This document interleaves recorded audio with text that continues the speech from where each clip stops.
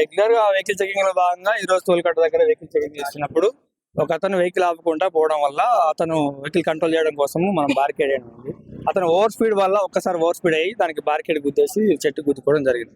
ఎప్పుడైనా vehicle owners ఎప్పుడైనా కానీ రోడ్డు మీద ఎవరైనా పోలీసు ఆపినప్పుడు ఆపి మీకు సంబంధించిన ఏదంటే చెప్పుకొని దాని సమాధానం చెప్పుకొని వెళ్ళండి. కానీ ఓవర్ స్పీడ్గా వెళ్ళి దాన్ని మమ్మల్ని తప్పించాలనే ఉద్దేశంతో మీ ప్రాణాల మీదకి అలాగే ఎదురుగా వచ్చే వెహికల్ మీదకి కుదరడం వల్ల కూడా రోడ్డు మీద ప్రమాదాలు అవుతాయి. కాబట్టి కొంచెం జాగ్రత్తగా సేఫ్ డ్రైవింగ్ పోండి. ఎవరైనా ఆపినప్పుడు ఆపి చెప్పేసుకొని పోతే ఎవరికి ఏమి ఇబ్బంది ఉండదు.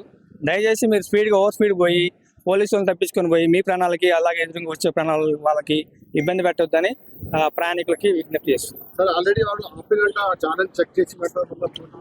ఆపలేదు, వెహికల్ ఆపలేదు కాబట్టికే ఇదైనది సార్. మీరే బలవంతంగా బారికేడ్ ముందుకు పెట్టారంట, దాని వల్ల యాక్సిడెంట్ జరిగిందని ఇక్కడ అంటున్నారు.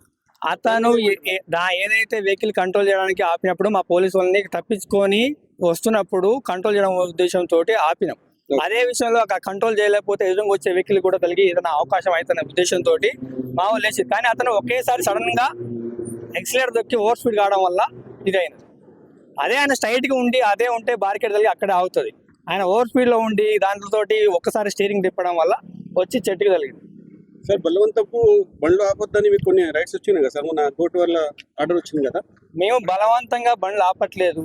ఆపినప్పుడు చెక్ చేసి వాళ్ళు ఏదైతే ఉన్నదో అది ఖచ్చితంగా వాళ్ళు ఇంటెన్షనల్ గా చేసుకోవాలి. 1 కానీ 2 కానీ 3 కానీ చేసుకోవాలి. అలా ఎవరైతే ఓల్డ్ చలానాలు ఎక్కువ ఉండి చేసుకోలేని ఉంటుందో వాళ్ళకి సంబంధించినవి ఏదైనా డ్రైవింగ్ లైసెన్స్ కానీ అది కానీ సీజ్ చేసి వాళ్ళని కోర్టు ద్వారా ప్రాసిక్యూషన్ చేయమని చెప్పేసి కోర్టే ఆర్డర్ ఇచ్చింది. కోర్టు ద్వారా ప్రాసిక్యూట్ చేయమని చెప్పేసి ఆర్డర్ ఇచ్చింది. కాబట్టి అది ఏంటంటే మన పబ్లిక్ లో కోర్టు ఇచ్చిన ఆర్డర్ని వాళ్ళు తప్పుగా అర్థం చేసుకుంటున్నారు. ఏమనంటే ఏమైనా ఆ వెహికల్ ఆపినప్పుడు చలనం విషయంలో ఏమైనా ఉంటే ఇంటెన్షనల్ గా ఏమైనా ఉంటే కట్టుకొని పోరి. ఒకవేళ కట్టుకోలేని సిచ్యువేషన్ కట్టలేని అన్నప్పుడు వాళ్ళని కోర్టులో ప్రాసిక్యూట్ చేయమని చెప్పేసి కోర్టే ఆర్డర్ ఇచ్చింది.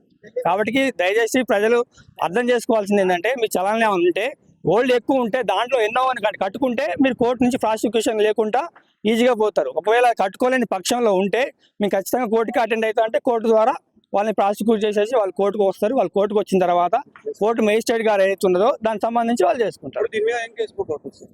ఏమి కేసు బుక్ చేస్తారా ఈ యాక్సిడెంట్? అయితే డ్రైవింగ్ లైసెన్స్ ఏదైతే ఉన్నదో డ్రైవింగ్ లైసెన్స్ ఒకసారి చెక్ చేసి దానికి సంబంధించి లా అండ్ ఆర్డర్ కేసు వాళ్ళకి హ్యాండ్ ఓవర్ చేస్తారు.